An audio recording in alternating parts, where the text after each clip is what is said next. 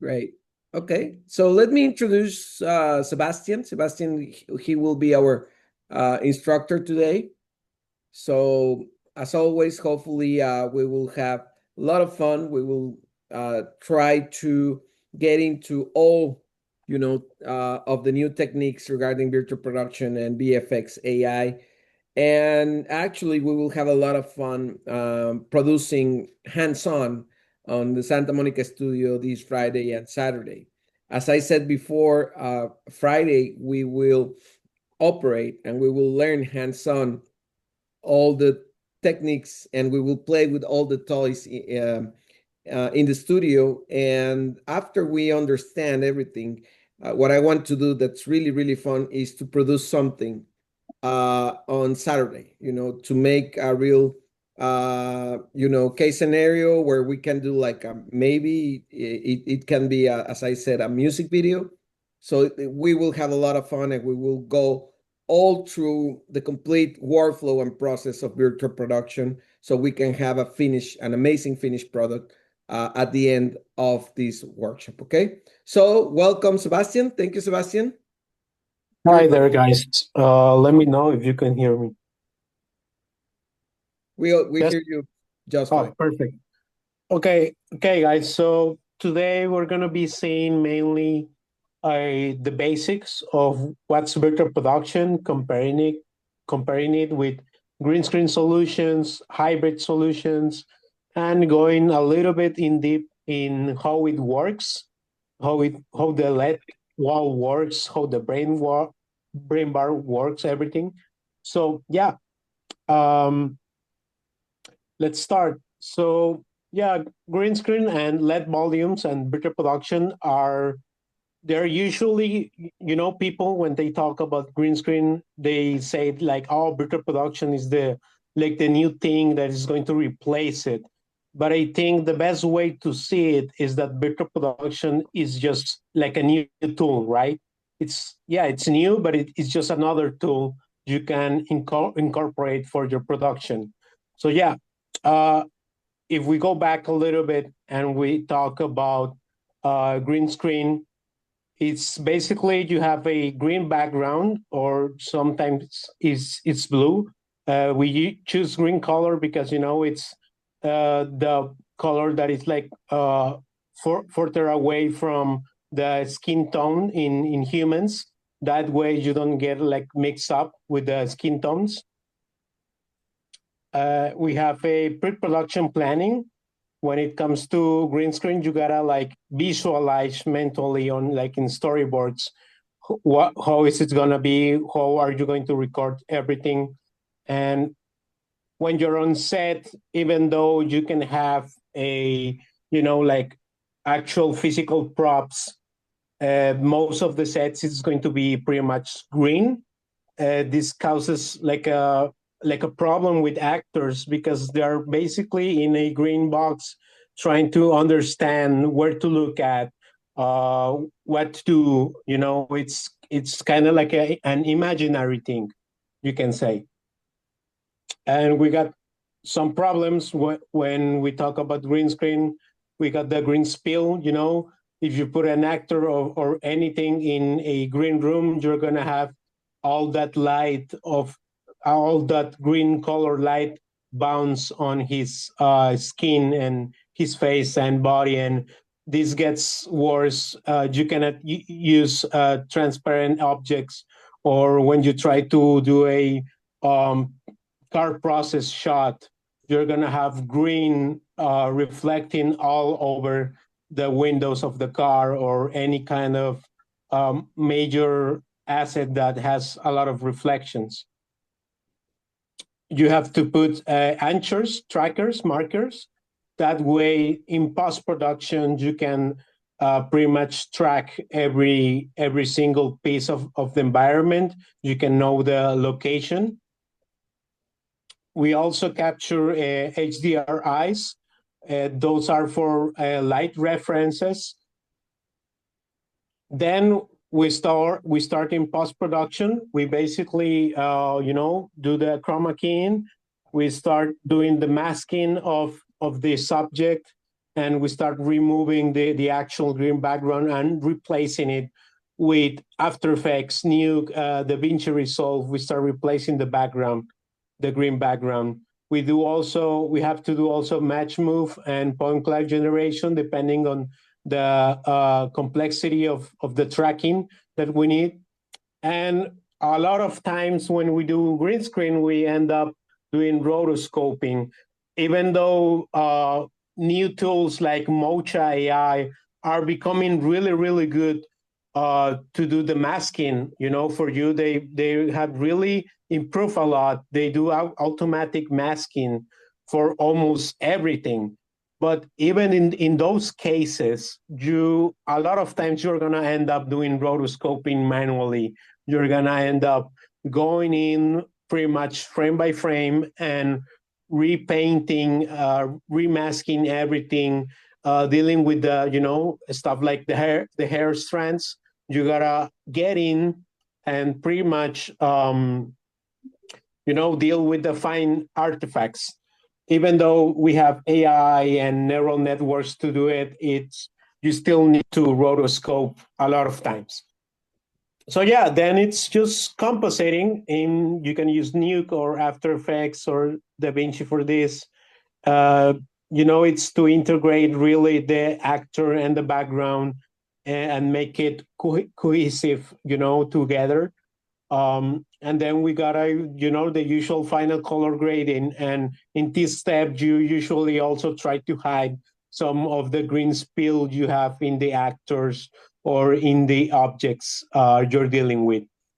And now we got virtual production, which is, this new tool. Virtual production is the opposite. Basically, in green screen, one of the ways like studios in green screen promote their studios is like, oh, you can come in with us, you can record now, you can grab the actors, record like the acting, the action, and all. But you can, if you don't know what your background is going to be, don't worry about that. You can do it later, right?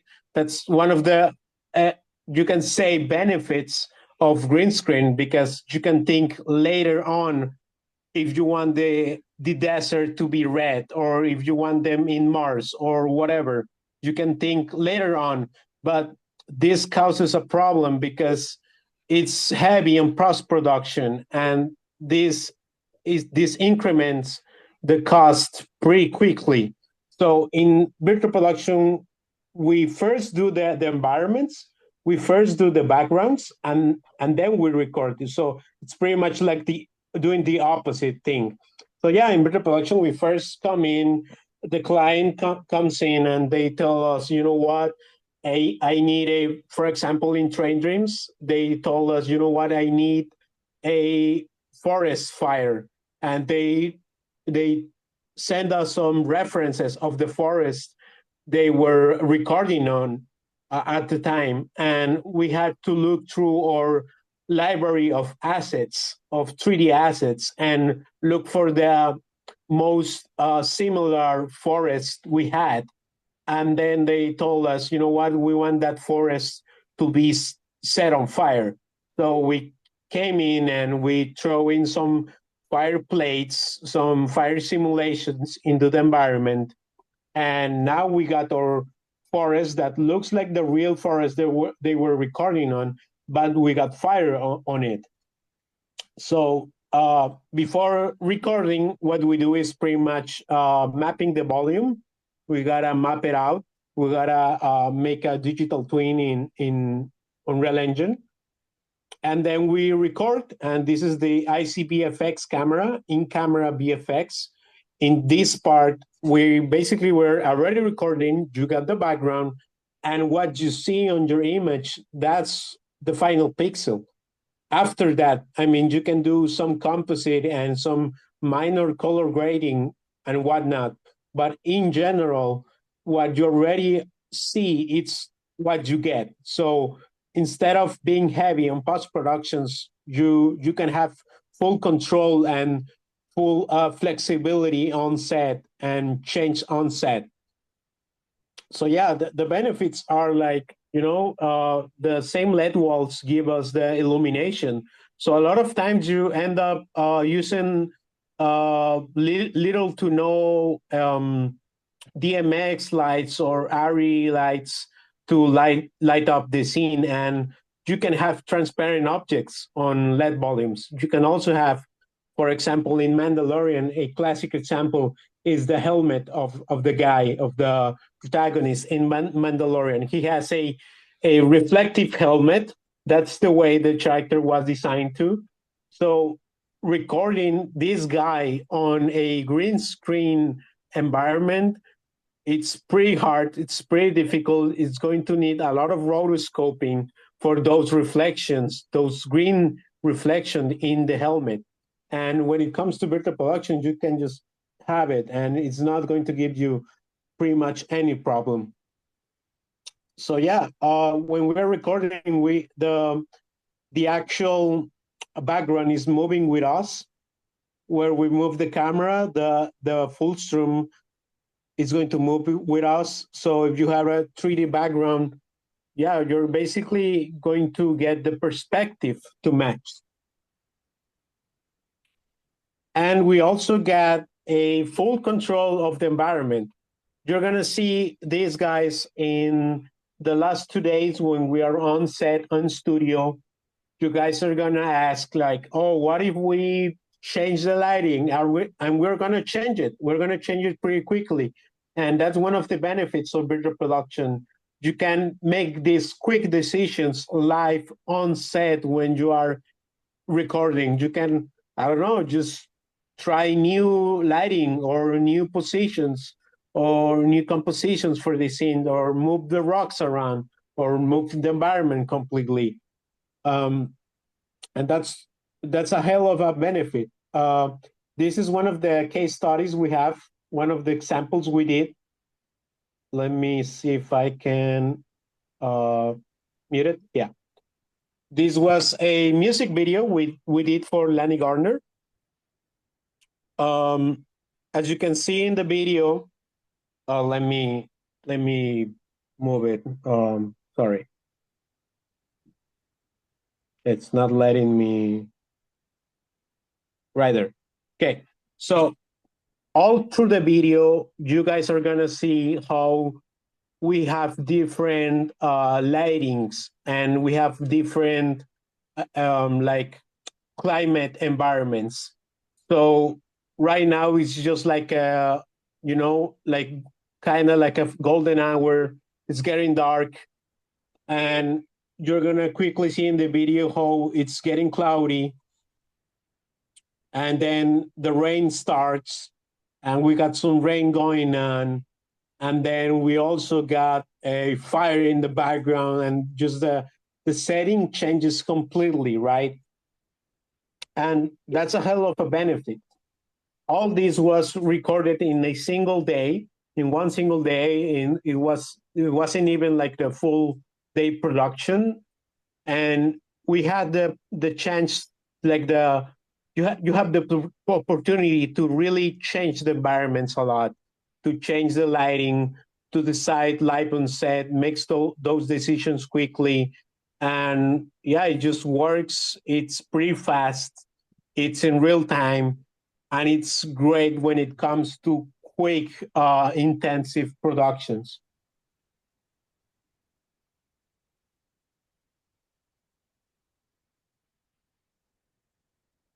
So yeah, let's compare it. Let's do the final comparison. So yeah, traditional green screen, it can be great because yeah, you can decide later what's your background, or like rotoscope later.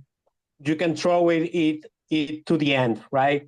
But this makes a huge bottleneck at the end, and it's heavy in post production heavy, and this comes with a lot of like high budgets, high cost. So when it's virtual production, you are planning ahead everything, and it's the production day is the pre-production is the most heavy part of virtual production.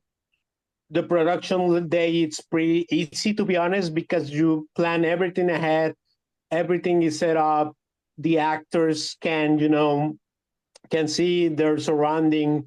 And in post-production, it's just pretty simple. It's minimal cleanup, minimal color finish for post-production. So the costs go low by a lot quickly. So yeah, lighting and reflections are just like a great thing when it comes to car processing. I think at this point is like the best solution. Virtual production is just the best solutions. You can see in the image of the left, you got a lot of like black boxes and stuff like just covering the car from reflecting, the green screen part.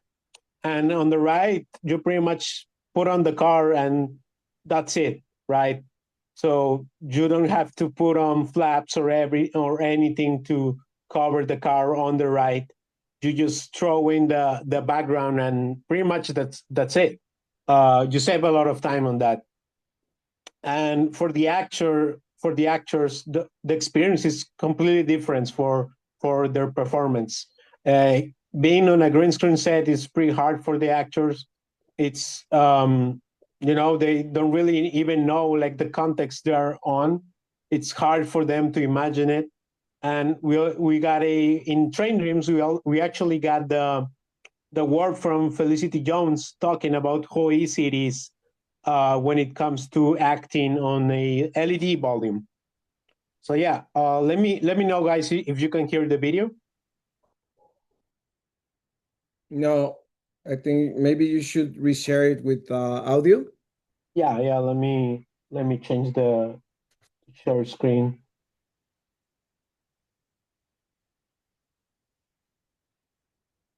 Uh,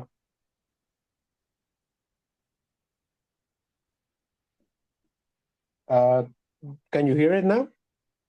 No, I don't know why. Uh, yeah. Let me check. No worries. Okay, you should hear it now. Extraordinary experience. Yes. Okay. Let me throw it again. Okay. Hi, it has been such an extraordinary experience working with each screen. It makes our job so much easier. So much of our imagination is done for us because it just is, you're not acting for nothing.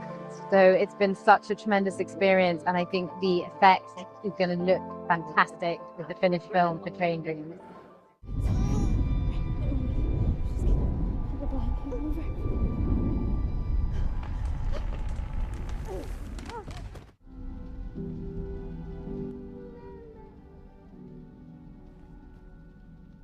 Was a total and absolute.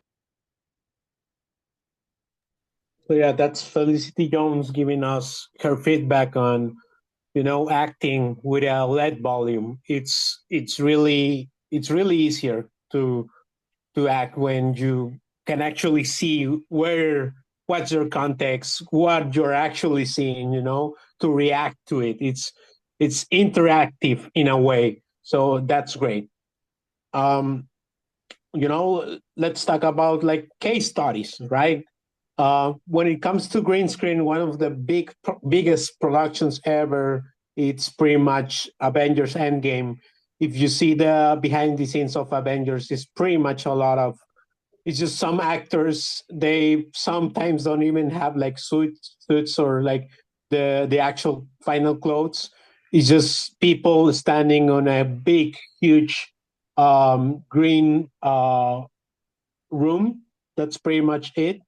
And you can do a lot of layer compositing, and you can have these huge environments done in post productions when you're trying to fit like 20 or even 100 people in a single space. Of course, this requires a lot of rotoscoping for a lot of people, a lot of hair to really fix in post production. But it really enables you to record in these big, huge places. And then Avatar came in. This was actually before Avengers Endgame, but Avatar is one of the precursors when it comes to like virtual production, because James Cameron came in with a virtual camera approach. So a virtual camera is basically, as you can see, is just this viewport, this monitor, where you can actually see a low resolution, like a previs, low 3D resolution previs of the actual environment of like what it's gonna be when the post production guys come in. That way you can have like handheld, like interactive control of your camera, just like if you were there. That way you can like visualize ahead every shot, instead of like recording a lot of shots and trying to guess how it's going to look when the post-production guys come in. That way you can visualize ahead in the production. And James Cameron is one of the pioneers when it comes to these kinds of solutions. So I don't know if you guys have like any questions until now when it comes to green screen, virtual production, or like this James Cameron solution. Feel free to ask, guys. I have a question. Please. Hi, this is Daisy. So about how virtual production and green screen, like a big difference obviously is post-processing versus post-production versus pre-production. Do you think with like all the new AI tools that are coming out, post-production is going to look very different in the upcoming like year, if not months? And how does that influence virtual production? Yes, it will. We are already we actually, for the last year, we have already implemented artificial intelligence in a lot of our productions, in different processes of our production. So yeah, it is changing the landscape, but at the end of the day, it's going to, like, in a year or so, or like in some months already, you're gonna end up with a pretty rare pipeline.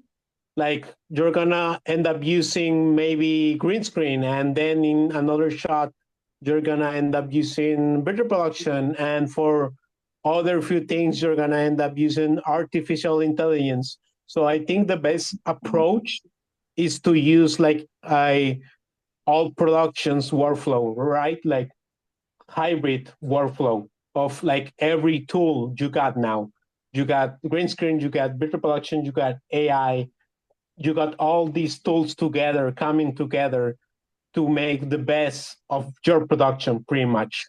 So it will depend on what do you need. I think it depends, right? Yes, thank you. That was a great answer. Thank you. Taking notes. Did we answer? Yeah, most definitely. Yeah, Okay. like the pipeline, how it's changing, and then within a year, we're going to be using a mixture of the tools. It's really interesting, actually. I didn't even think of that. So thank you. Great. We're gonna go through some examples. When we, like, in the next few days, we're gonna see a lot of case studies we have done where we integrated artificial intelligence. And I'm actually, I don't know if it's tomorrow. I believe it's tomorrow. I'm gonna show you already some of the AI workflows we already use for our productions in our studio, right? So we're gonna go through the workflows and show you exactly what AI tools we use. We are also gonna talk about the advantages of AI and the disadvantages of AI. So yeah, we're gonna go through all that in the next couple of days. Amazing. Thank you. Yeah, it was just because, like, if a big selling part of virtual production is that it's all happening real time, and there's less post processing needed with all these AI tools, I bet green screen can start becoming more and more mixed, or start becoming more and more real time. So it's interesting to see which one will out. Virtual production has a really heavy cost to initially set up, and then green screen you can be really scrappy with it. So which one will win is interesting.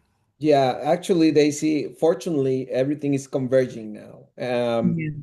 Now, of course, LED walls are getting more affordable. Actually, holodecks are beautiful, example of it. And also tracking systems are getting more affordable. Actually, we will also mention another hybrid solution named JetSet. It's amazing. We will check out a couple of videos about that. So you can do like a hybrid situation, like full green screen or part green screen and real-time previews of everything like this one, very similar to what you're looking at. And there's another solution named Maximetry that's really good also, and it's affordable. So yeah, fortunately, yeah, right now we are in the convergence between all the techniques, and we will see a little bit more of examples today and much more examples tomorrow about that convergence, okay? Very cool, thank you. Yeah, but the good news for any independent producer is now we have much more affordable and accessible solutions for any kind of idea. So yeah, it's great times for experimenting now. Okay. So let's continue. Yeah, Jim's camera and virtual camera. Basically, it really allowed him to do a lot of spontaneous direction decisions on the spot, and that's part of like virtual production. Even though you have a lot of pre-production, we a lot of times in the shooting day, we actually end up like testing out new stuff, and the director just gets excited a lot of times, and he's like, oh, what if we move this and you change the lighting in the background and stuff like that. And this leads to like new ideas, to like new creative ideas. A lot of times in our production days with the LED volumes, we finish beforehand, actually, before the actual expected hour. So yeah, sometimes the director is like, yeah, let's just do another shot of this or that, and let's try new things. And this really helps and leads to more creativity and just to new ideas to come on the spot. And then, the fire, the ignition that started all is the Mandalorian. Disney came up with they call it stagecraft, right? And they basically recorded most of the Mandalorian show in their LED volumes. Instead of going, like, even for simple backgrounds, like going to the desert, instead of actually going to the desert to record, they prefer it to go and record everything in studio, in-house. And when we talk about it, when we ask everyone, what do you prefer? Do you prefer to record in the middle of the desert, under the sun? You are like at, I don't know, like high temperature and you are sweating, or do you prefer to record the desert shots here in the studio, with a cup of coffee, with climate, and they always prefer, recording on the volume. So even when we talk about simple stuff like, going to the desert, in production, this becomes a really, really big, complex problem. Because, like, if I ask you guys, like, if you go to a desert, like, and you need to, put on some lights, for the actor or something, like, you need some, I don't know, some energy generators to be there.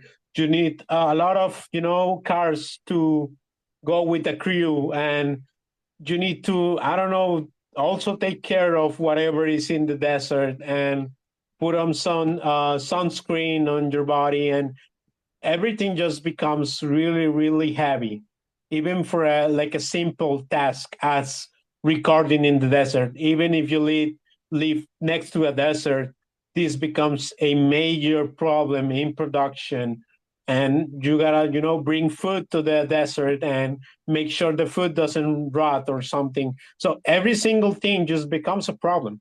So yeah, people always just answer, you know what? Yeah, I prefer to record on the volume on the studio with my cup of coffee.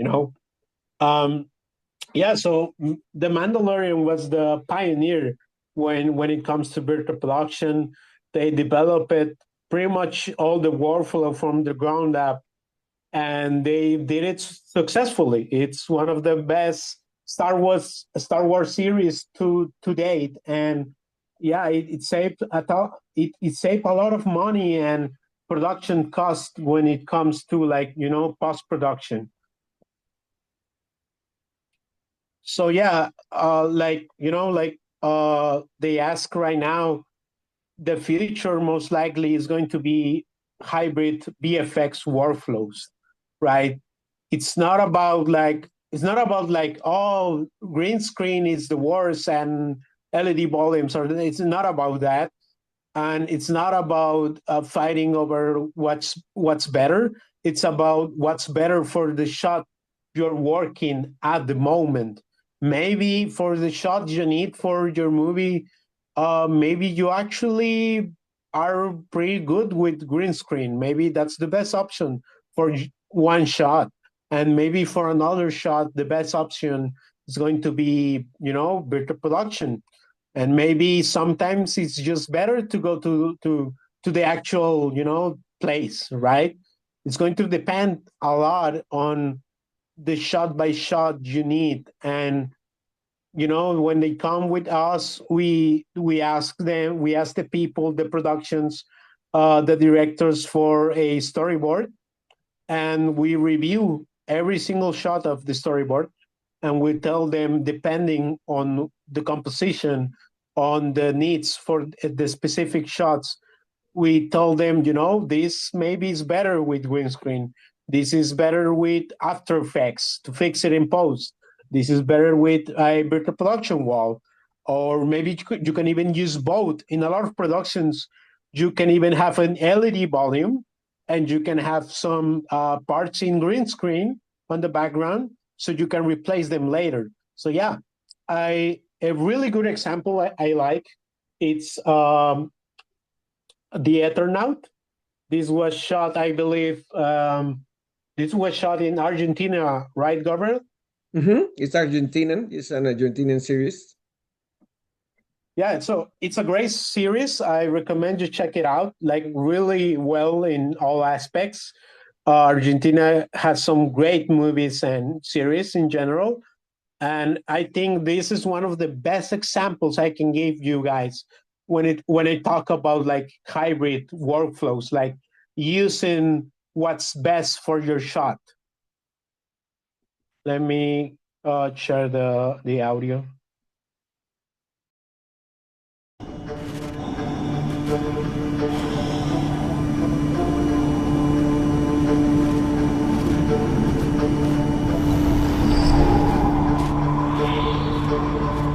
Ya de muy chico que quería ser el Eternauta. Lo que pasa es que en aquel momento era una cosa obviamente lejana, inaccesible. La originalidad del Eternauta es justamente que las cosas empiezan a suceder en el sur. Es una historia de ciencia ficción en la República Argentina y en la ciudad de Buenos Aires en particular. Las invasiones. Oh, sorry, I misclicked. But yeah, sorry, I didn't find a English version for this. I looked for it, but this is the best BTS they have for the Ethernaut. But yeah, we can basically see they use blue screen, a lot of blue screen replacement. It's the same as green screen. They also use virtual production for some of their shots. Huge volume. They also use previs, digital previs, just like James Cameron did, and they also recorded on location for some of their shots. So as you can see, they really got a lot of savings because they didn't marry with just a technique. They used the best technique for the job. And yeah, the visuals, the final visuals are amazing. As you can see, even for some shots, for some virtual production shots, they went away and do some post production for them and paint over the what the LED wall had in the screen. So it's about getting the best results out of like every single tool you have.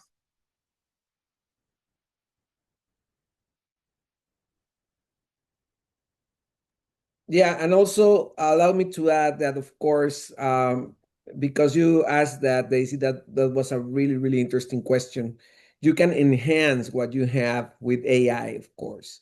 We will see that. It's not only uh, purely generative tool, the AI, but also a corrective tool. It can do like small changes if you can know how to handle it, and it can even enhance somehow the quality of your shots.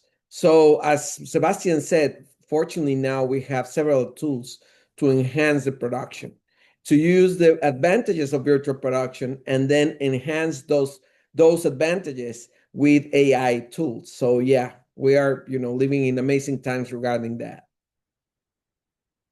Actually, El Eternauta, the Eternaut, use a lot of AI to enhance, not to produce, but enhance, shots. Yeah. So yeah, it's about just the right tool for the job. AI is just going to power this. AI, it's powering better virtual production, is powering better green screen masking, is powering some crazy new post production tools. We are gonna go into detail with all those tools in the next few workshop days. And yeah, it's just powering every aspect of the production: pre-production, production day, and post-production.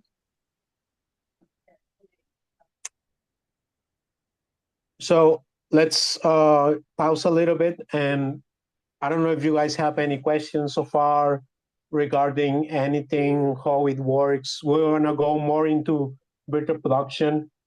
Before that, now that we are, I think everyone is now here for today. Tomorrow we will have new students, but for today, I think we have everyone on class. I would love if you can do a little bit of effort and turn on your camera if you can, and present yourself and tell us about you a little bit, your background, etc.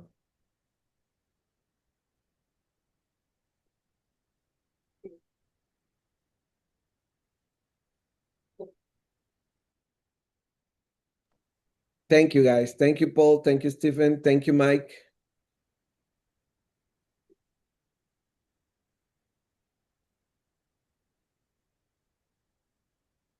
So let's begin. If Daisy, Raul, Alicia, and Luis cannot share the screen right now, and Veronica, we can present ourselves without the camera, and I appreciate the ones that can share the camera. Thank you. So let's begin with Stephen. How about you, Stephen? Hi, Stephen Furry. I'm the virtual production supervisor at DeSales University, which is a small liberal arts school in Pennsylvania. Before doing that, and still, I am an IATSE Local 80 grip. And I had the pleasure of working on season 2 of The Mandalorian and being in that volume, which was amazing. Wow. That's historic, That's part of film history, actually. You were part of it. Yeah, it was. Even And though you were it was working season two, not season 1. And what was your role over there? Grip. They were shooting 2 units at the same time throughout that season, and so it was a mix of being in the volume, but also being on some of the regular stages as well as backlot, and then we did do even some location work for that season. Great, thank you. Yeah, Grip. My respect to Grip. it's an amazing job and it's very difficult, it's very physical sometimes. So yeah, appreciate it. Thank you. How about you, Daisy? Hey, yes, I came to a brighter area in my house. Hello. I Thank was you. in Thank my you. dark room, my office upstairs. But yeah, so it's such a pleasure to be here and to learn from you all today. I'm with the Sony Zine team. So that's Sony XYN. We make creator tools. So very much tools for the industry of the creators for virtual production is one of the things, but then focus mainly on 3D.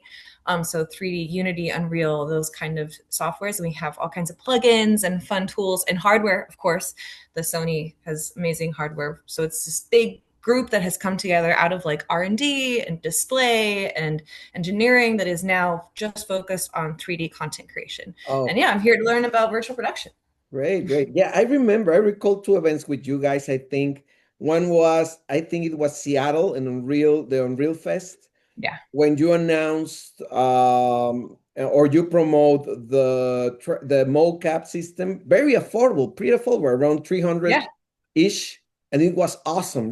I saw the controls, I played with the controls, with the interface and everything, and it's pretty amazing to have that kind of technology for $300. So we were pretty pleased over there, and you had a lot of clients. I remember you got a lot of Yeah. clients The over there Kofi at is an Unreal Fest. amazing product. Yeah, Yeah, highly recommend it. yeah, it's great. And then I think at NAB you have this very mysterious, I think it was NAB or maybe AFM, I don't remember, that pretty mysterious like dark suite or something where you presented a lot of stuff, including your new tracking system, right?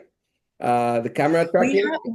That's the camera tracking, that inside out outside I camera saw, tracking. yeah, Yeah, yeah. it's a beast mode camera where you can place it on outside in any world, like a real camera, and it will track the position in your digital world. So it's a little over my head. That's from the virtual production, very much the digital media department. So I'm from like the zine team, but Okay. yeah, it's a crazy cool tool. Yeah, It's beast mode though. yeah, we love Sony. Actually, one of the feature films I directed, it was with 3 Sony cameras. It's amazing. The Yeah, low light capabilities and the color science of it's pretty amazing. yeah, we've got some really amazing cameras. Yeah. Okay, thank you very much. And how about you? Let's see, Mike. Hey everyone, nice to meet you all. I'm Mike Foster. I'm really excited to meet everyone and jump in and just connect and just talk about virtual production. Um, a little bit about me. I'm based in Los Angeles. I just started a company called Origin Track. And what we do is we offer camera tracking services. Speaking of camera tracking, we offer camera tracking services to studios and virtual production departments and various other industries. A little bit of my background is that I worked with ILM Stagecraft for about 5 years. Oh, really? Yeah, I did. I came on after season 2, so I just missed you, Stephen. I came on for Book of Boba Fett, and I was there doing the camera tracking for ILM Stagecraft all the way up until the feature, which will be coming out in a few Oh, months, which I'm wow. really excited Yeah. about. Okay. But So yeah, you have a lot of secrets yeah. on you. So did you use Vicon? I heard that you use Vicon as a tracking system. Is that was right?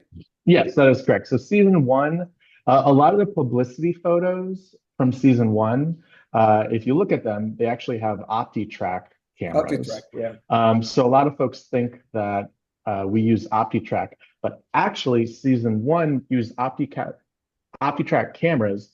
But if you're familiar with it, they actually use Giant as their software, which is the software that now Lightstorm owns, which is a whole motion capture system that also Rockstar uses as well, and other various companies. Then for season 2, when ILM fully took over, it was Vicon, and when I was there, it was all Yeah, Vicon. I heard about that. Mhm. Great. Yeah, Amazing. Thank you very much. yeah. So Thank you. Happy to be here. We have two Mandalorian alumni. Well, Yeah. actually, yeah, well, yeah, Yeah, yeah. that's awesome. Okay. So Yeah. cool. So cool. Very cool. So how about you, Raul? Hi. Hi. Wait a minute. Okay. Well, I don't speak English very well, but I am writing and director of first school in Tijuana, in Baja California, of cinematography, and we do that. I am not very technique in animation. I am old techniques to the film, and I have to learn about this. Amazing. Is for what the reason that I am here now.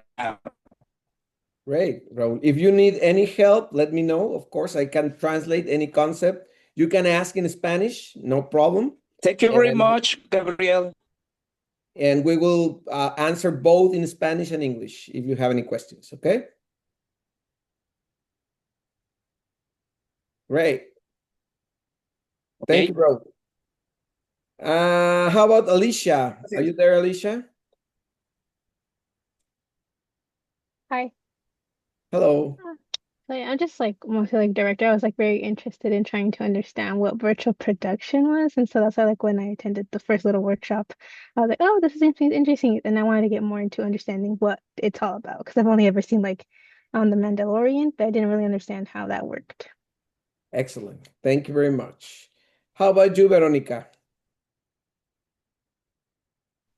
I'm a little bit newer to the group, and also apologies. I'm a little bit under the weather as well. No problem. I work at Deluxe Media and post-production. I am a part of their OTT, so over-the-top platform type work, along with theatrical. Thank you, Paul, for including me in today's session. But I do have a love for anything really virtual production, live production. I have a brother who works in volume, so it's always been a fascination for myself. When I'm not in Deluxe and I'm wearing my second hat, I'm very involved in the industry. I'm involved in standards work with SMPTE. I'm a part of their IMF group, which is the interoperable master format. So they use a lot of like editing versions for studios, and they move it across each to get their work done. And then if I'm not doing that, I'm most likely involved in other organizations as well. But my interest really today is learning. I think I've always been a curious bug, and anything image and a technical spec is where I live. So I'm really excited to be here. Thanks, guys. Great, great, amazing. So we have a new attendant here. It's Jason, I think. Welcome, Jason.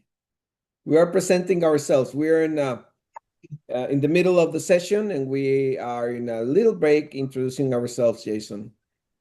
No worries. Thank you so much. I apologize Jason for running Soto. tardy.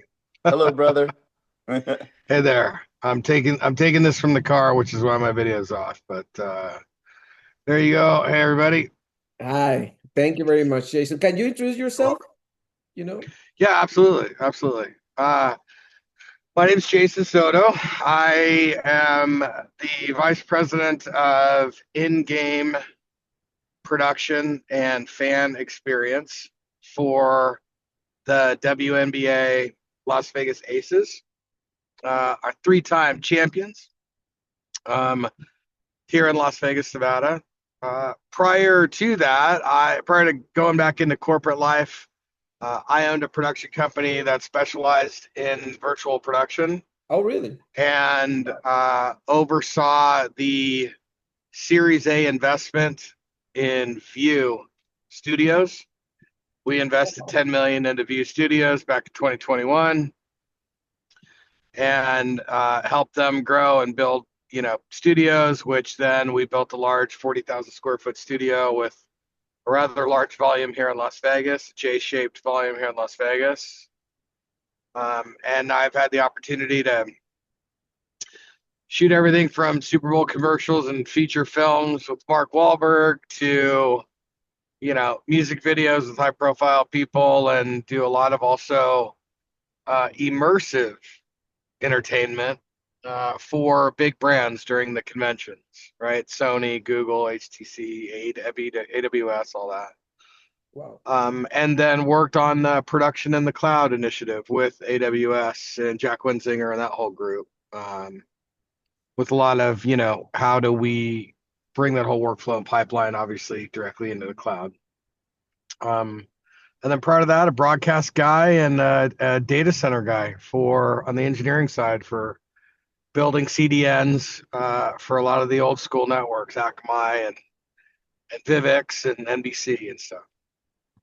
Great, amazing. Yeah, Sebastian and I, huge fans of Vue, of course, and follow them. And of course, they always have the best, stand at NAB, the motorcycle stand and the little car stand. It's awesome. Yeah, with the Bolt and all that. Yeah, exactly, with Bolt. Yeah, working. And of course, we heard about Mark Wahlberg's efforts in Nevada, right? For trying to. So that sounds amazing. Yeah, great, beautiful. Thank you, Jason. You're welcome. Absolutely. Okay, who's left? I think Luis, of course. Hi everyone, my name is Luis Angel. I work in iDigital as hi Paul. I work in iDigital as PR and sales manager. Besides of that, I'm a teacher, film teacher, actor, writer, film nerd, as you can see here here in my desk. Huge, 100% film nerd.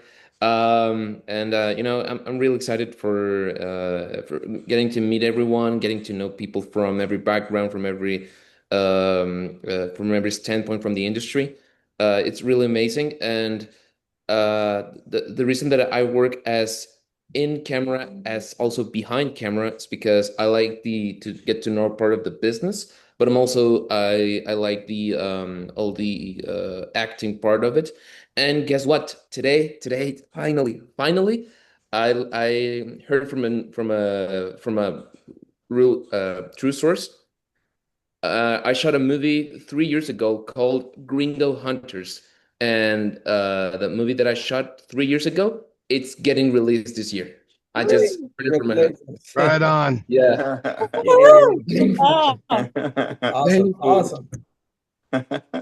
Thank you, guys. So, Paul, Sebastian, and I welcome you, and we are really grateful because we have you very, very, very important people, and we want to build a community, of course, and we want to have this community to create together and try to, of course, bring some solutions, some new technologies not only to the mainstream, because we know, Disney and of course Warner Brothers, now Netflix, can afford the big toys, but we want to bring these toys also to the indie industry. That's part of what we are aiming to do. Our vision is to help the democratization, of course, of this kind of technology, because I think it's an amazing tool for creators of all sizes, And of course, we will discuss vertical. We will discuss, AI a lot. There's a lot of discussions around those two disruptive,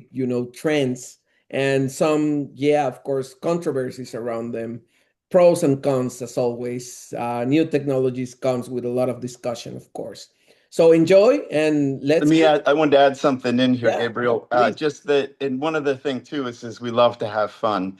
I heard the film geek thing, and so we've seen a lot of Grogu's, but have you seen a Grogu and a Mando? So no matter how big you get, we're still a fan.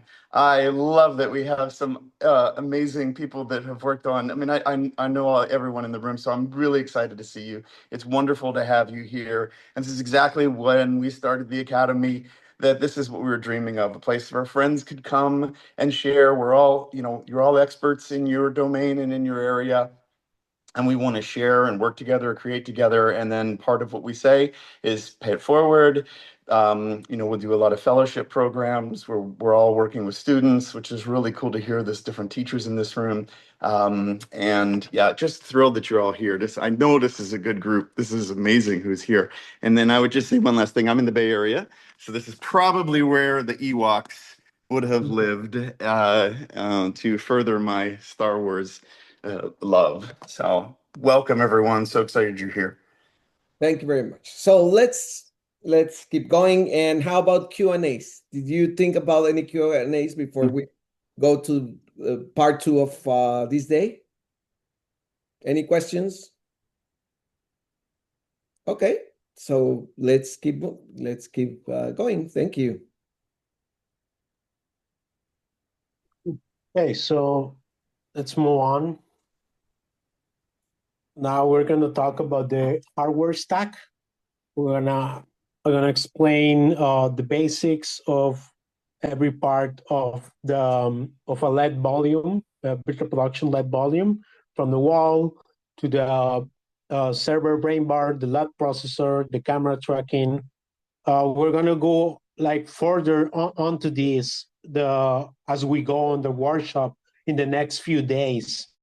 We're gonna explain deeply everything, but first we have to get in context and explain in basic terms what's making this work. So first is the LED wall. It's pretty much it's maybe the simplest thing to explain, but it's also probably the biggest problem sometimes. So yeah, these LED walls, these LED panels are basically a array of LEDs, just like in your average TV, LED TV. But these ones are specifically made for virtual production. They usually have a measurement of pixel pitch. Right here, this is the pixel pitch, is the distance between each one of the pixels. The usual pixel pitch is something about 2.5 millimeters. You're gonna see the finest virtual production walls to be 1.5 millimeters, 1.2 even, or even 0.9 or something like that. The lowest quality ones, let's say, the lowest resolution ones are gonna be 3 point something or even more, depending on the wall. But I think 2.5 or 2 is a pretty good measurement of the average volume wall. So yeah, depending on the wall you are using. For example, the main cinema wall, the one you're going to have your background in, the one you're gonna record to, that one is, in preference, you want to have the best resolution for that wall. You want to have something along 1.5 millimeters to 2.6 millimeters in pixel pitch. That's usually the average. For the ceiling, in the other hand, the ceiling usually it's meant mostly for ambient light. A lot of times for reflections, for ambient light and stuff like that. A lot of times, like in the volume right here in the right side, a lot of times if the director needs a, I don't know, just, like a pink color or something, you can put a pink light card on the top. So that way the director has his pink light. And when it comes to card processing or stuff that is reflective, the ceiling is going to give you a lot of those reflections. Or those can also be the LED panels on the side or on the right and left side. Sometimes in a lot of volumes, like this one, you have a modular wall. You can have these LED panels on some cart with wheels, and you can actually move them around, so you can move around the reflection as you wish on the production. These light ceilings usually are from pixel pitch of 4 millimeters to 5 in separation. They're not really on focus anytime. And then we also got the interactive floor panels. These usually are made just to handle weight, like the assets, the physical art department, or even the people, the people walking on them. I don't know, like for the rest of the people, but the interactive floor panels, we have only used them for news production and stuff like that, like news production. We haven't really used interactive floor, at least in our studio, for cinema, like movies and series. They usually tend to look a little bit fake because the people is standing on emissive on a emissive floor, so they're not usually to sell the idea of integration or like being there. They're usually for interactive stuff, or to be on a full-on set, like news sets. In the news, you don't really need to have like a photorealistic, believable floor. You can just have the interactive emissive floor. So yeah, these ones are also usually like in a pixel pitch of like 4 millimeters or 5 millimeters pixel pitch, something like that. I don't know if you guys have any questions when it comes to this right now.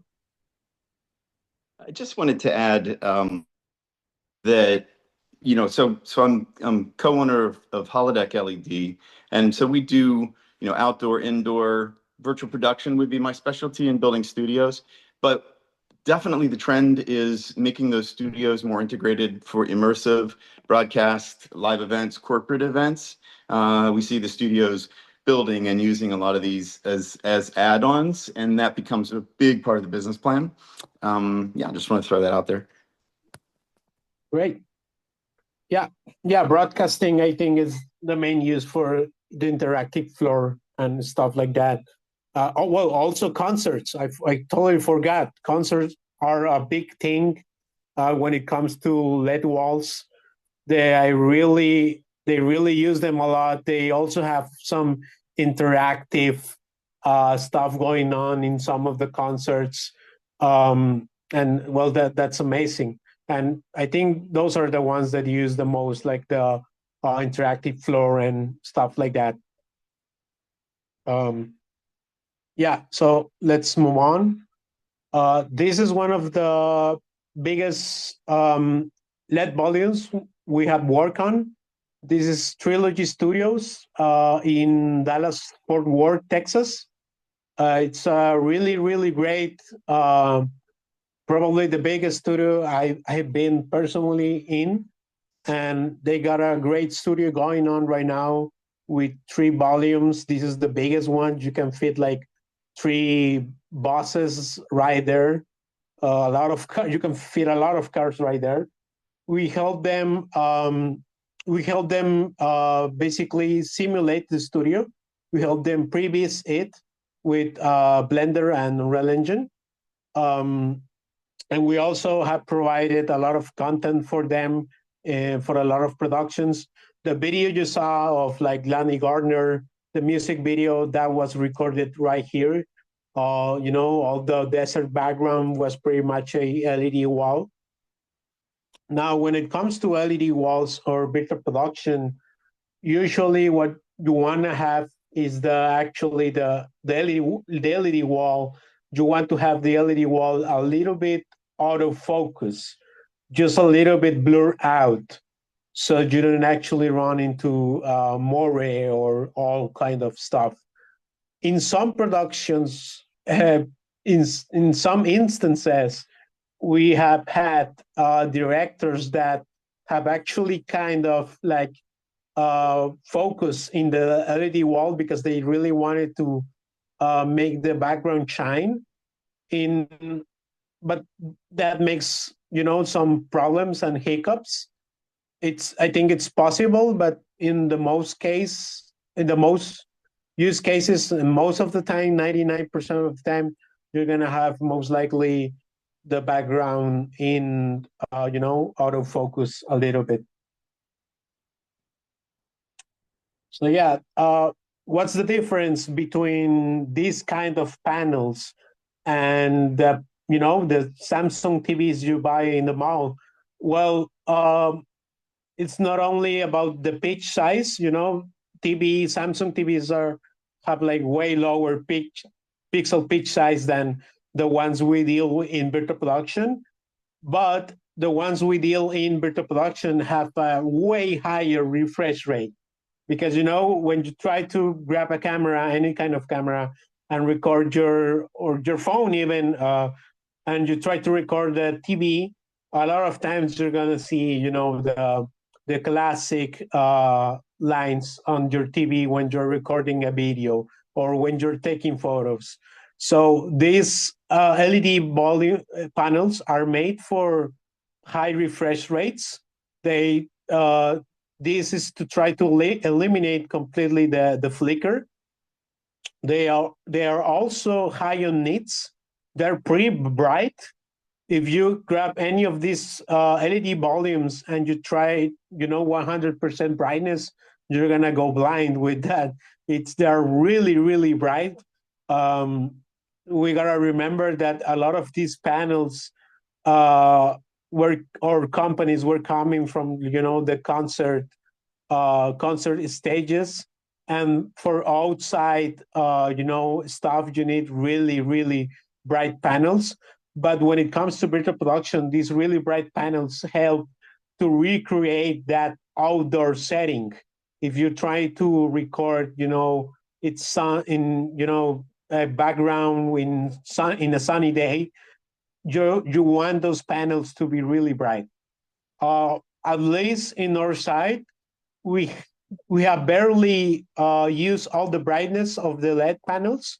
Most of the times we are running the panels at like 20% brightness or like 15% brightness, something like that. We usually don't go over like 60% brightness or 70% brightness. Even in the in the sunny days setups, we rarely use all the brightness that these LED panels are capable of. And of course, they need to have a really good color gamut. We're talking about cinema grade stuff.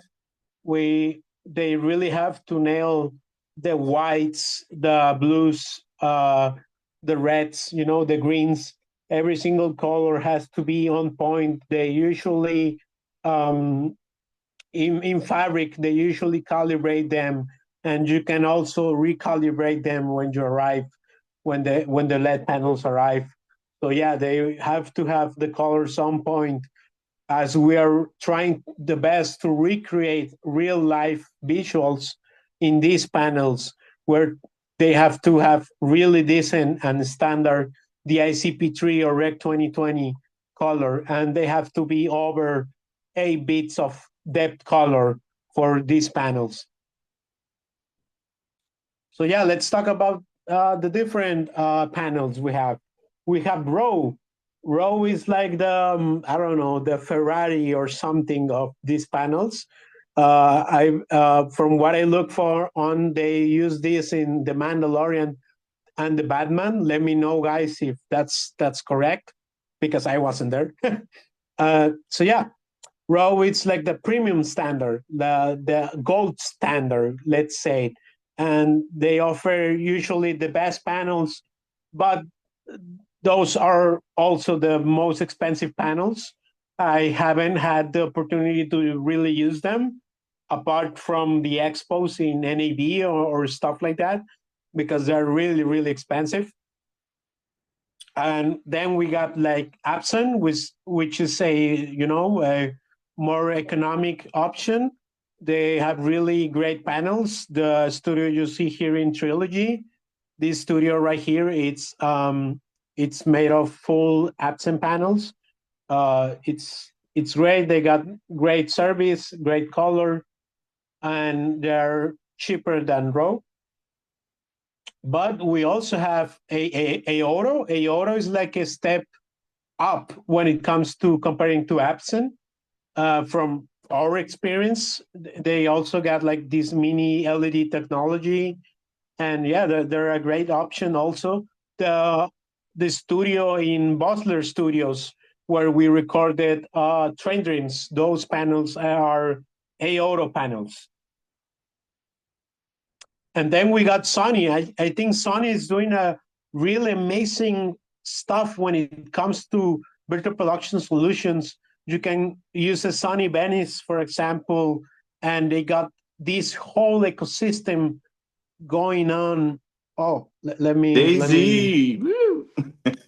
Aoro panels of DSales University. Great. So that's great to hear. Yeah, the Aoro panels we use in Train Dreams, they're already like, they're kind of old when it comes to virtual production. They are from like 3 or 4 years ago, and to this day they still look amazing. The ones in Butler, the Aoro panel. Happy to hear it.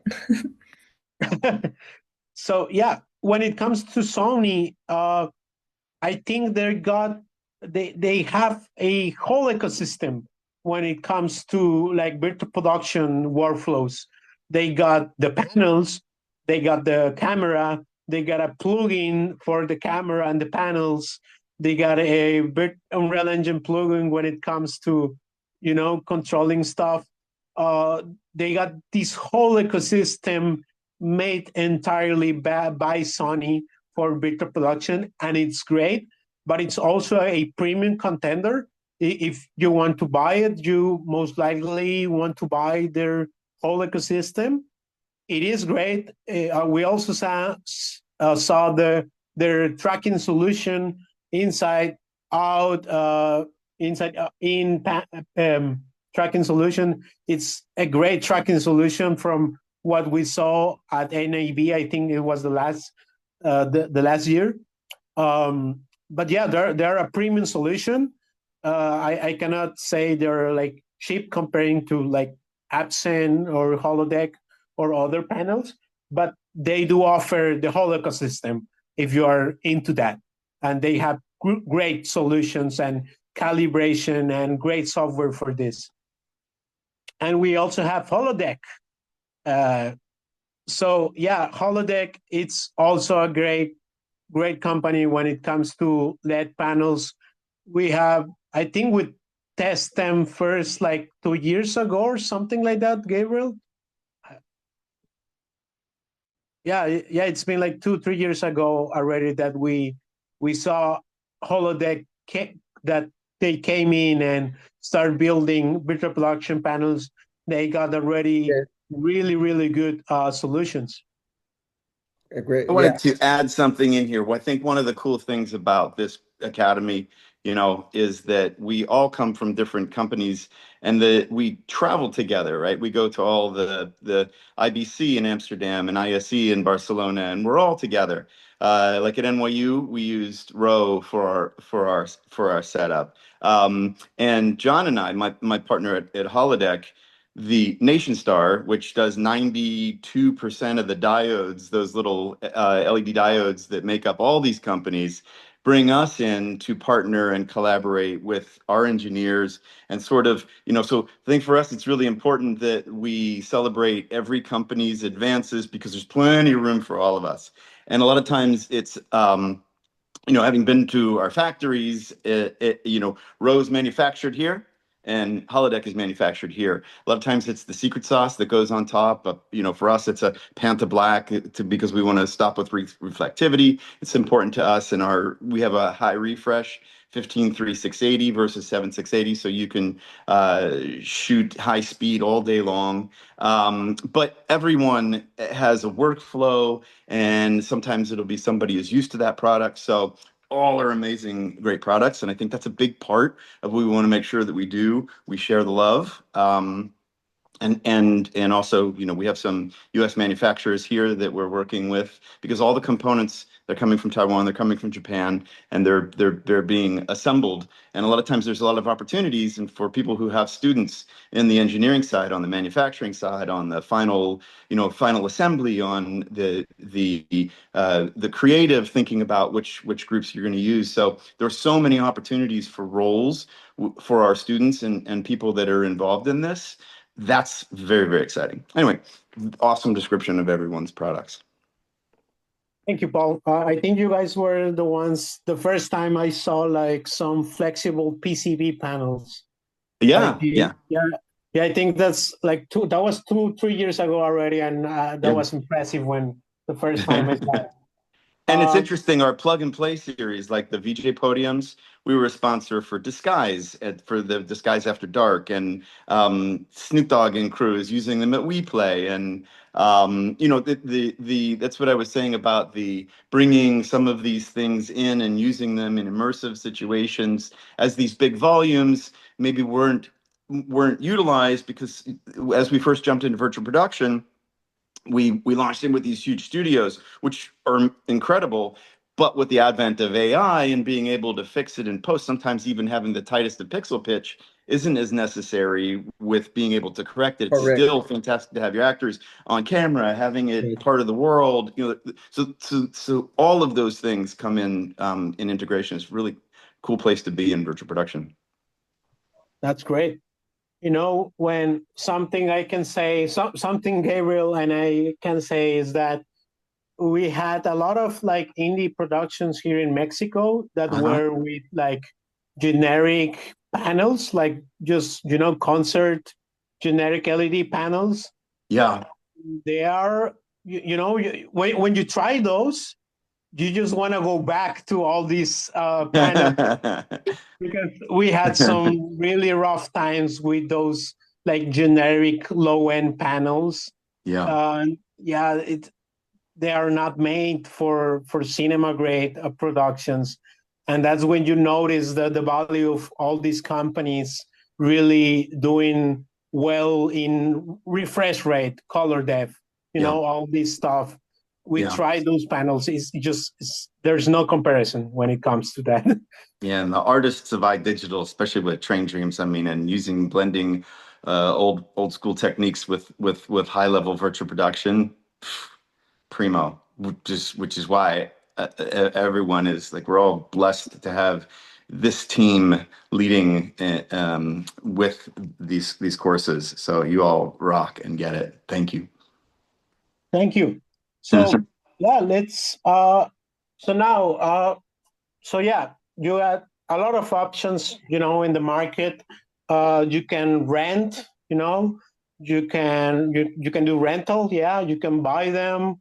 You can buy and rent some if you need more. There's a lot of multiple rental houses worldwide. There's a lot of options, and every one of these companies mostly they have like different prices when it comes to LED panels, depending on the pixel pitch, depending on if it's, you know, for the ceiling, for the floor. They got a lot of models you can choose from, and overall you got a lot of options, from indie budget to huge panel solutions. So yeah, so far, guys, do you have any questions regarding, you know, the LED panels, how they work, or something specific?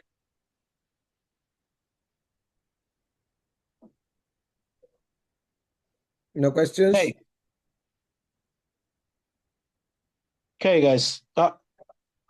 Yeah, okay, guys. Let me know. You can also. I think Daisy had one. Did you raise your hand, Daisy? No. No, I was just excited. Oh. Thank you. So yeah, okay. So let's go ahead and continue. Now, all these panels together need something to tell them what to do, right? You got a lot of modular panels that are like half a meter by half a meter or something like that. and you join them together. They're modular. You join them together. This doesn't matter what brand you're using, but you join them together, and you pretty much need a LED processor for each amount of panels, depending. If you have a huge volume like the one in Trilogy that you saw, for that kind of volumes, you need a lot of LED processors just for that volume. And for small ones, you just need one or two or three LED processors. The LED processors pretty much tell the panels what to do. They sync it, they synchronize them, and you can also use the master LED processor to pretty much change stuff like the nits, the brightness, right? The color gamut, map everything. If you want to map it differently, I don't know, change the saturation, the color, all those basic tasks, you can do them in the LED processor. When you go into a volume, you're going to find these LED processors usually in the back side of the LED wall or in the right left side. They're usually in the back with the LED panels. And you don't actually need to go over there every time you want to make a brightness change. You can connect it via Ethernet. Well, you can go ahead and do it manually if you want. You can go to the back of the LED volume and do it manually if you want. But usually what we do is just basically connect it via Ethernet cable to our main control server PC, to the same server PC that is actually using Unreal Engine. We go inside and you pretty much log the local IP address, and you can pretty much get a something like this, a software like this, where you can map the panels however you like. You can change the brightness, you can turn the panels on, turn it on, off, change the brightness, color, the temperature, everything. So yeah, you can just connect it to any PC if you want, and you can control everything from there without going to the back of the LED volume. So now we go into the hardware stack, the render node. So the render node is going to be the computer that runs Unreal Engine, or the 2D, the 2D background you have, the video plate you want, the images or anything. It can be Pixera, it can be Aximmetry, it can be Unreal Engine, whatever you have. You can have for this, you can have it's this, in the same way you can build pretty different computers for gaming. In the same way you can build a lot of different setups, infinite amount of setups for virtual production. So yeah, you can grow from something like this image on the top right here, which is like 4090 setup, to something like right here on the downside, which is like a lot of ADA 6000 cards connected together in a single, or you can even build a whole server room full of computers for your LED volume. So when it comes to indie solutions, you can use something like this. You can use a RTX 4090, a Ryzen 9 consumer class CPU. This is great for volumes like these ones. Something like 4 meters long, 3 meters tall, something like that. Or for green screen virtual production solutions, you can also use this kind of single node setups.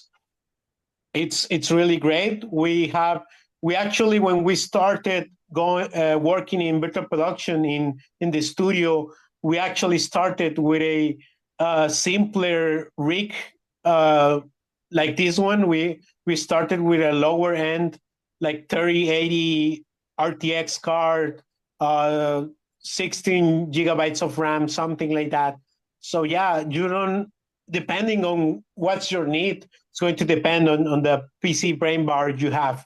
Now, something I gotta say is that a lot of times I see a lot of studios that spend a lot of money in like a lot of LED panels, but then they don't really have the computer power to run it. So the computer is not something you wanna really, cut the budget on. It's something you want to be well expand, because real-time rendering, even though it has come a long way, it's still really heavy when it comes to like photorealistic scenes. So yeah, then we got like the professional tier 2 professional workstation. So you can have like, I don't know, dual RTX 4090 setups, or dual RTX ADA 6000 or H100s, something like that. And you can use, a dual GPU setup if you want. This is for mid-size volumes like these ones, where you actually have, panels on the side. The volume is probably more like 8 meters long, or even more than that. And you have also the ceiling you want to render out. So yeah, for these kind of setups, this is great. And then you have, if you want, if you can use a whole cluster of, you can use like, I don't know, like daisy chain a lot of ADA 6000 graphics card.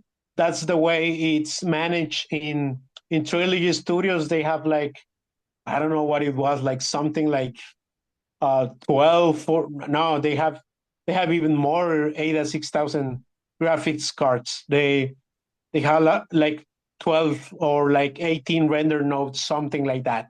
So they have a bunch of ADA 6000 graphics cards. So yeah, you can just go on and on with these graphics cards with NVLink. So yeah, it can get pretty expensive over time, depending on the scale of your LED volume. So yeah, we got a comparison right here. You also want to have like a pretty good RAM. Something about, I will recommend a minimum of like 32 gigabytes of RAM. 64, it's a good spot, or like 128 RAM, or 256 gigabytes of RAM even, or even more. So yeah, that's the LED processor. Now let's go into the full zoom and display in general. So as you can see in this video, we got the Tracker HTC POC. This was for one of the expos we did here in Tijuana in Mexico. And on the right, you got like the Trilogy volume. That's our content right there in the Trilogy volume running. And you can see that depending on the movement of the POC, this tracker goes in the camera. This is for the HTC tracking system, right? But this tracker goes in the camera. It's in the camera, and when you move the camera, just like you see in the video, the background moves with it. It has parallax, and the perspective actually shifts and changes depending on your movement of the camera. So right here on the right, you can see the camera is pointing to the right-hand side. You got some chairs, and you can actually see that it actually looks like you are right there, right?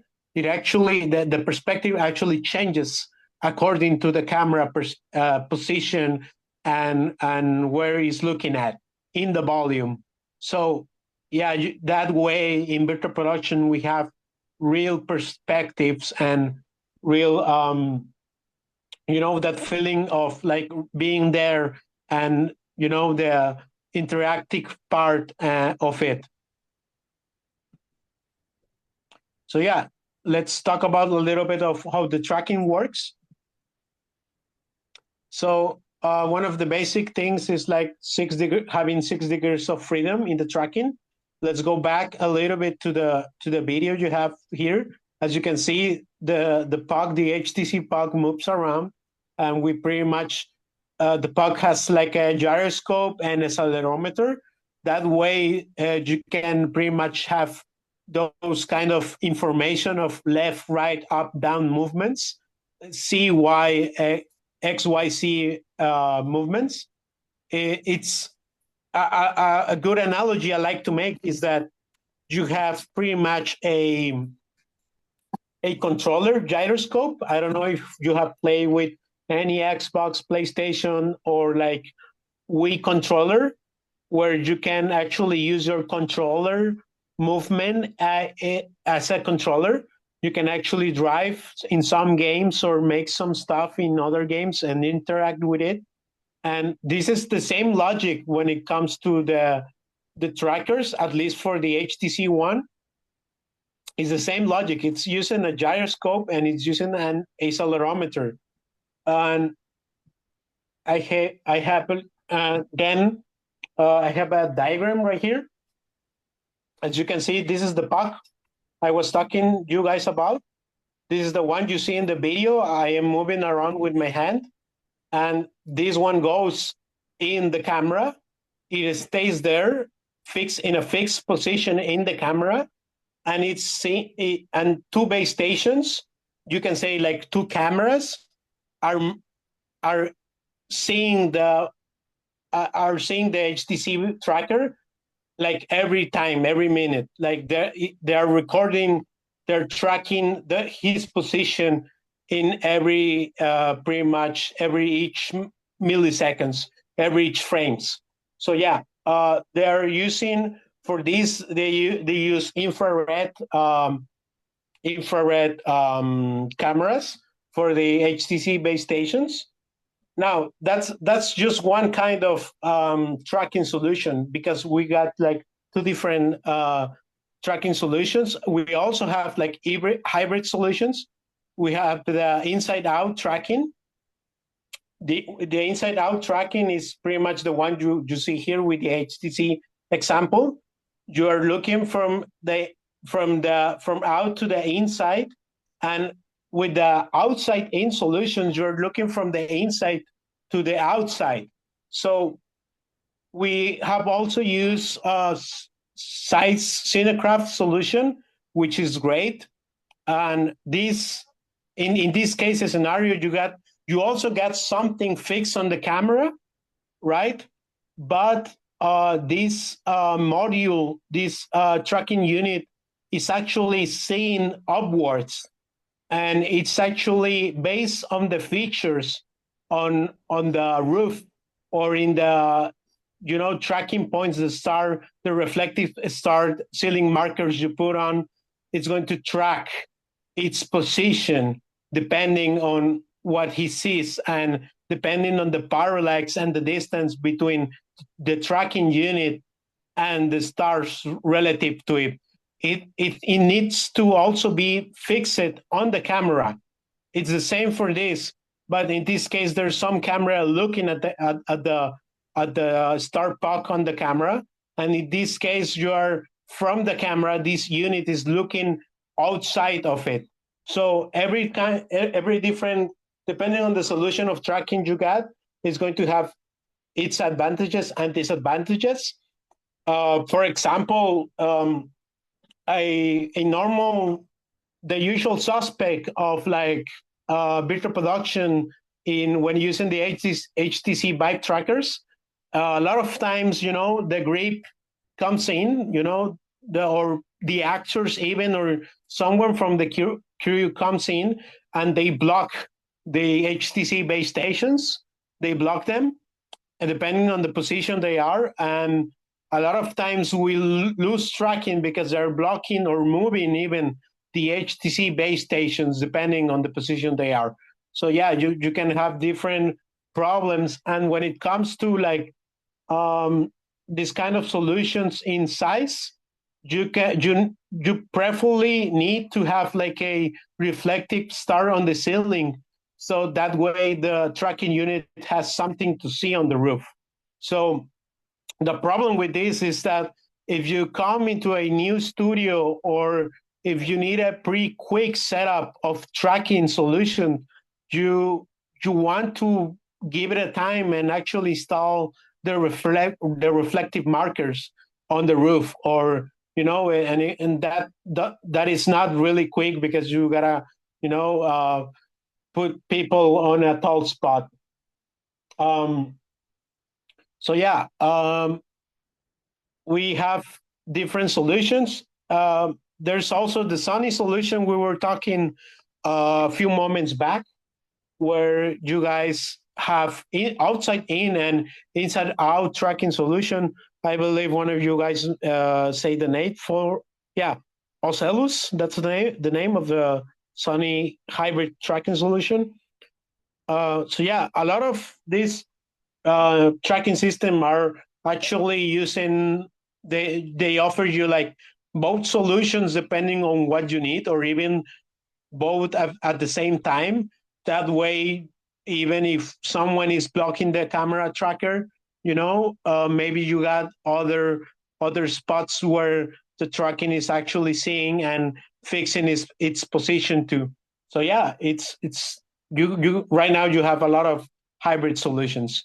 We recommend a lot the HTC Bike Tracker solution, because it's actually pretty cheap. You can get a full-on tracking solution with HTC for like $1,000 or even less if you buy them used.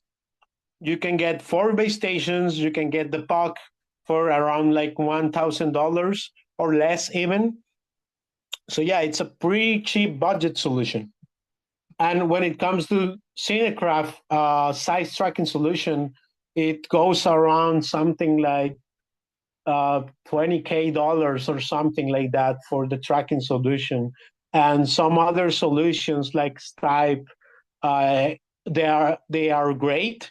We use a Stipe in Bosler actually, and it's a great solution. But you also need to pay like a monthly or annual subscription to use it.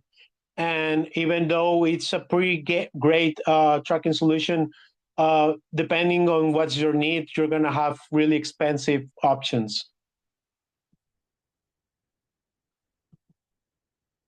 So yeah, I don't know if you guys have any questions right now.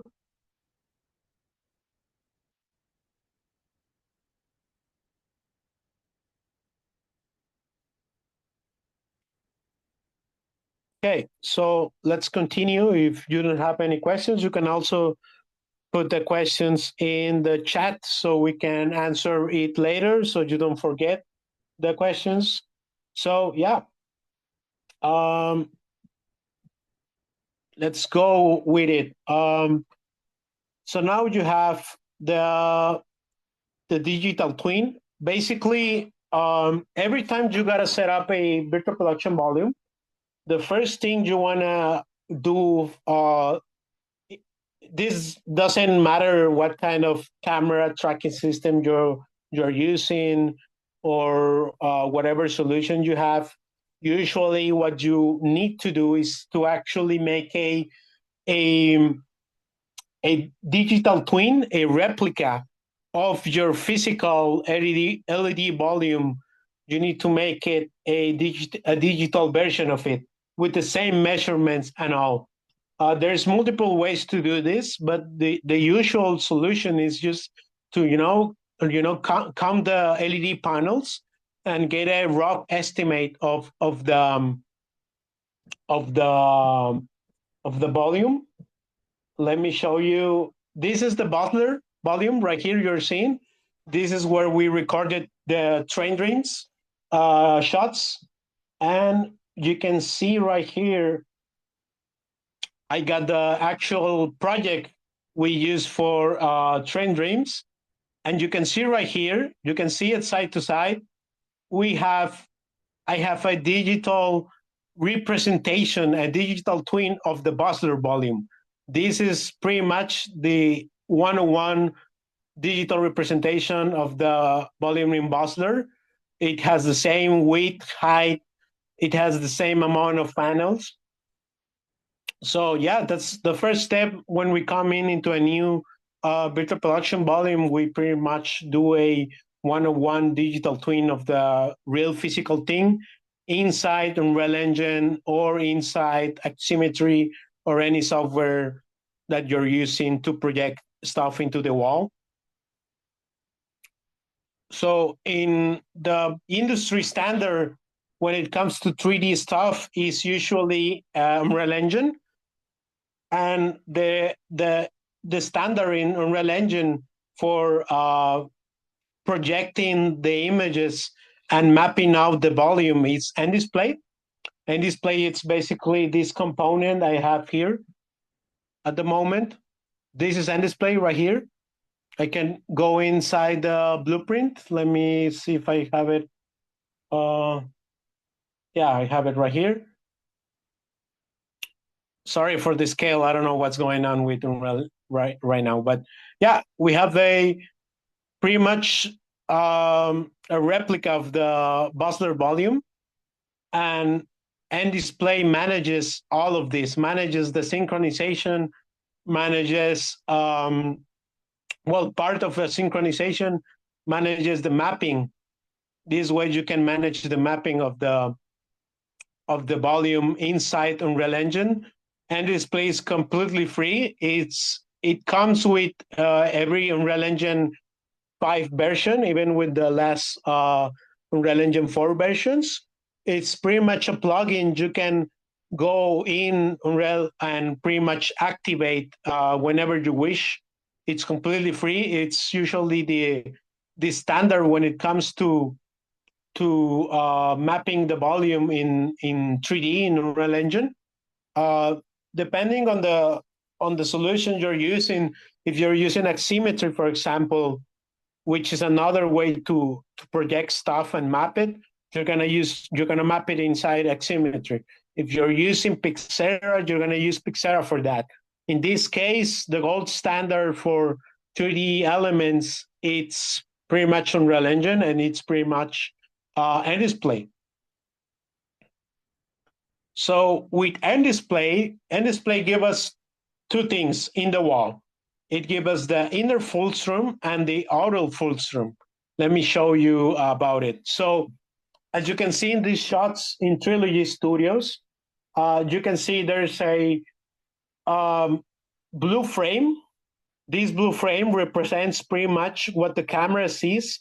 This is your inner Fulcrum. And everything that's outside that Fulcrum, it's the outer Fulcrum. So the inner Fulcrum, it's supposed to be the one that has a high-res resolution, and it's the one that is responsive to the camera's movement. This Fulcrum is going to move depending on the camera, thanks to the tracking and thanks to the mapping you did with NDisplay. So in this way, you have like the inner Fulcrum, and the other Fulcrum works for all the ambient light and reflections you want. So in this set, you can see they really need a few to no lights to get this kind of shots, because this huge volume is already giving most of the ambient light you need for the shots. You can also, like right here, turn off the panels if you don't want to. You can selectively and modularly pretty much turn on and off the panels. You can also put some, like right here, you can also put some white images on the top. You can put, I don't know, any image on the top you want the reflection for it to be. So yeah, that's pretty much the inner Fulcrum and the outer Fulcrum. This is the inner Fulcrum we use in Train Dreams. As you can see, the outer Fulcrum, we didn't really have much reflections when it came to Train Dreams. So as you can see, the outer Fulcrum is actually in a pretty low resolution. It's actually low poly. You can see the meshes, the 3D meshes are actually distorting on the auto full zoom because we really didn't need reflections on the train dream shots. So we pretty much lowered the resolution for the outer full zoom, and we save up some budget for the inner full zoom quality. Right here, you have a high resolution auto full zoom. They needed the reflections, they leave it like that, and they wanted the ambient light. So do we got any questions until now, guys? We are almost done when it comes to this day of workshop.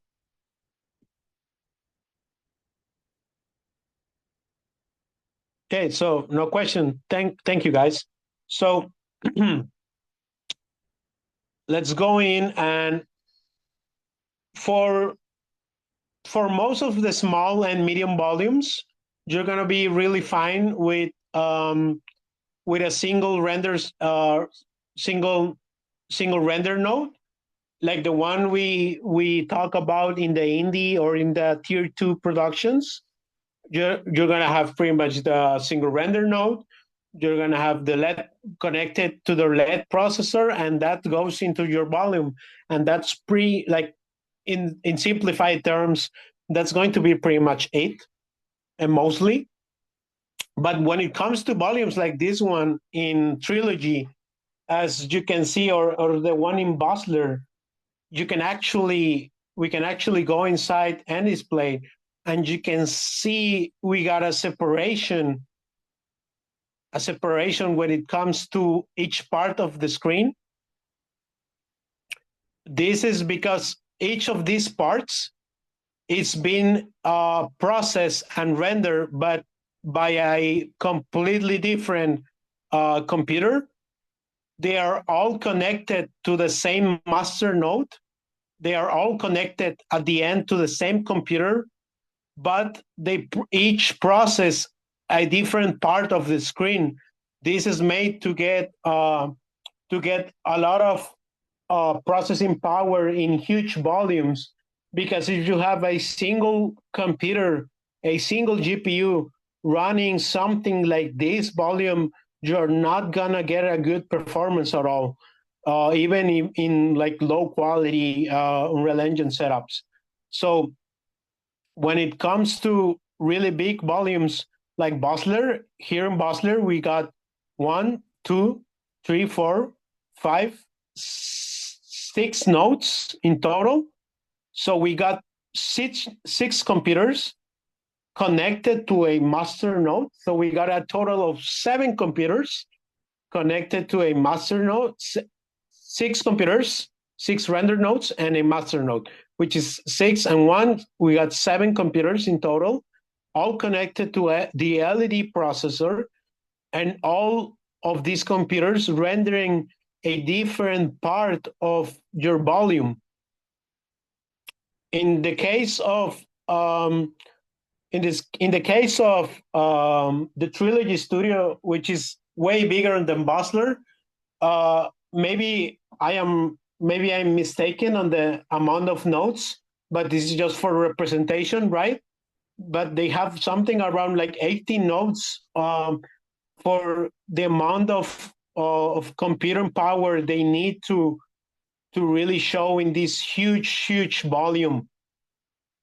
So yeah, they got something above 10 render nodes for this volume in total, each render node rendering a different part of the screen.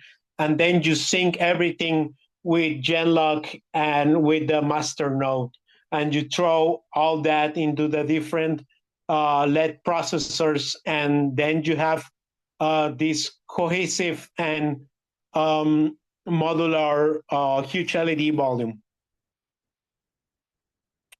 We also got Unreal Engine. This is only for Unreal Engine. There's other solutions, but if for the master node to really administrate all these parts together, and for the user to really turn the nodes on and off and send all the signals. This Unreal Engine software has a switchboard, which is also a plugin that works with NDisplay.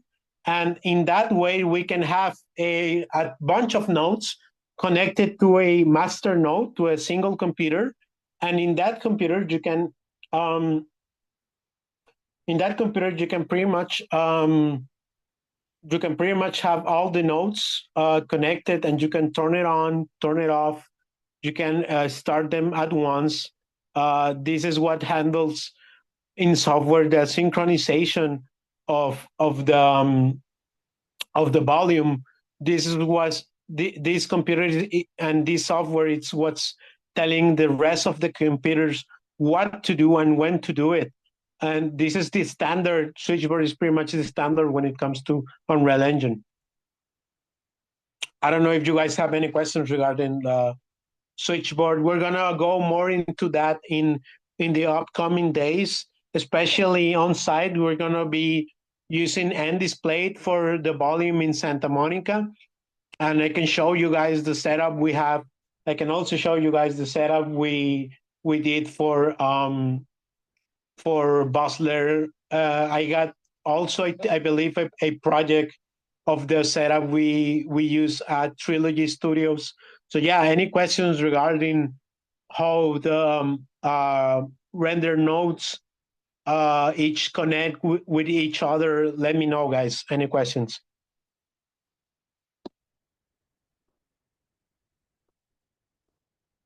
Okay, so no questions, guys. Great. So to finish off, yeah, we got a single nodes, multiple render nodes, multi-node setups. And we got switchboard to manage all that. You can use switchboard. You cannot. If you're using a huge multi-node setup volume, you will need to use switchboard or any of the other private solutions like Symmetry or Stipe. They got their own software. I don't know if Sony has also their own solutions for this. I most likely wouldn't be surprised if they actually have. But yeah, switchboard is usually just the golden standard because it's the one that comes completely free with every Unreal Engine version. Coming soon, say Daisy. Okay, that's great to hear. Yeah, there's a lot of other solutions. If you're using Stipe, they offer you, I don't remember if it's called Stipe Land, but it's pretty much the same stuff for you to manage all the render nodes at once. So other quick solution you can also do is you can have like a dual GPU setup. You can use one GPU to render the inner Fulcrum, and you can use another GPU to render the outer Fulcrum. That's a midpoint setup I really like. That's well for small and medium volumes. And it also depends on what kind of content you are trying to achieve with all these. So yeah, that's the end of the presentation for today, guys. We can have a Q&A for the next half an hour or more even. I don't know if you guys want to talk about it. I don't know if you guys have any questions, or if you even guys want to give us some insights on new solutions like Daisy is throwing at us right now. It's great to hear what Sonny is working on the background. Yeah, how about sharing your experience with these kind of technologies, your experience with brands, configurations, specs of volumes, regarding, of course, LED walls, tracking systems, new technologies, because this is this is a collaboration. So how about sharing a little bit of insights here in the group? Let's begin, Daisy. You have a lot of things to share. Yeah. Well, I mean, we have lots more information to share that I can't share just yet. I bet. Think and know that lots is coming. We just launched Sony Zine last year in January, so we're 1 year old, so we're very, very new. But yes, all of these tools, we're creating I can't say too much, but the idea is a one-stop shop for very much like drag and drop solutions.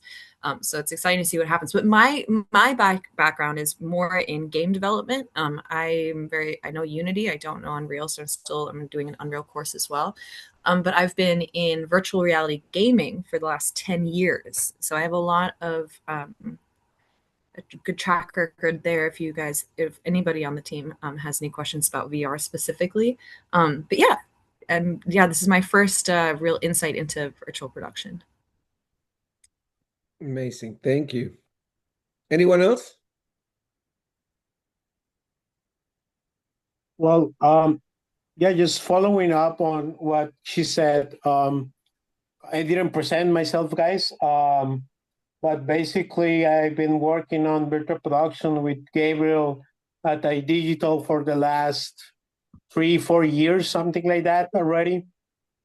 And we have been working on multiple productions, from Train Dreams for Netflix and Blackbird Productions to Amazon commercials, Paramount commercials, and just from indie to AA mid-budget productions in general. My background is actually also in video games. I got a video games degree. That's my background. What I love is my main point, and my main love for this kind of technologies. I both love like cinema and video games. And the point where the two meet right now, it's pretty much real-time technologies, right? Unreal Engine. It's pretty much the same thing. It's the golden standard right now in video games. And it's also the golden standard in 3D rendering for virtual production. So I both love like video games and cinema. So that's where I found out my place in like virtual production. That's what I like. I like doing assets. I like scanning, and I like just like real-time rendering in general. And that's how I ended up here, pretty much. Amazing. Thank you. Any other insight? Any other experience you had? How about the Mandalorian guys?